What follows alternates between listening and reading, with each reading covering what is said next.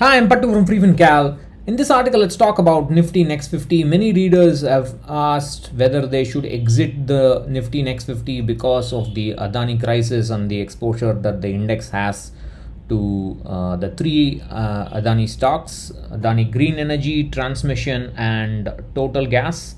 So that's a total of about 6% as of January 31st, 2023. Now, I've always maintained that looking into a mutual funds portfolio, whether it's an actively managed fund or a passively managed fund, especially in the direct equity segment, looking into it and saying they should not be holding this stock, or they are holding this stock, therefore the performance is going down. That kind of is, I mean, nothing good has ever come out of it. And as far as Nifty Next 50 is concerned, the index certainly doesn't need any help from Adani stocks to underperform. It has been doing that for a while now. I mean, if you look at the 10-year rolling returns of the Nifty Next 50, which is in green, and the Nifty 50, which is in yellow, you can see that from time to time, the Nifty Next 50 outperforms the Nifty, but then all those gains come down, and then it goes up again, and it comes down, and it goes up again, and it comes down. So you can see that if you look at just the index, the Nifty Next 50 has just about outperformed the Nifty 50 at the last rolling return data point that we have seen here as of a couple of days ago. But if you consider expenses and the tracking error, etc., then the Nifty Next 50 would have underperformed a Nifty 50 index fund over the last 10 years. So does that mean you should exit? Well, that again depends on your expectations and what kind of research you did before investing in the Nifty Next 50. Now, if you look at again this graph, it tells you that it happens. The outperformance is cyclic, so it happens again often. It outperforms and then it underperforms, outperforms. So again, what you're seeing now is essentially the same kind of pattern that has happened in the past. So nothing new has happened to the Nifty Next 50 over the last couple of years. That's something that we should appreciate.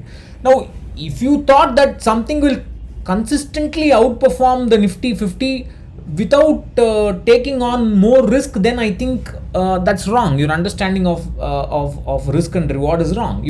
If you want to beat the Nifty 50, then you will have to take on some kind of risk, and that's what Nifty Next 50 has been doing. And sometimes it works, sometimes it doesn't work. So if you're unhappy about its performance, whether because of this recent crisis or not, doesn't matter. If you're unhappy and if you cannot sleep in peace, please exit. But if you are okay with this, if you say, okay, that's happened in the past, I'm okay to hold it and wait it out, then of course you can continue. But like I said, nothing good can ever come out of peeking into a mutual funds portfolio. So some people claim that so this is what happens when the Nifty Next 50 is outperforming. People claim that the Nifty Next 50 is holding the future large caps, therefore it is outperforming. When it is not doing well, they will say, oh, these are stocks that are being discarded by Nifty 50, therefore the fund is not doing well, and so on.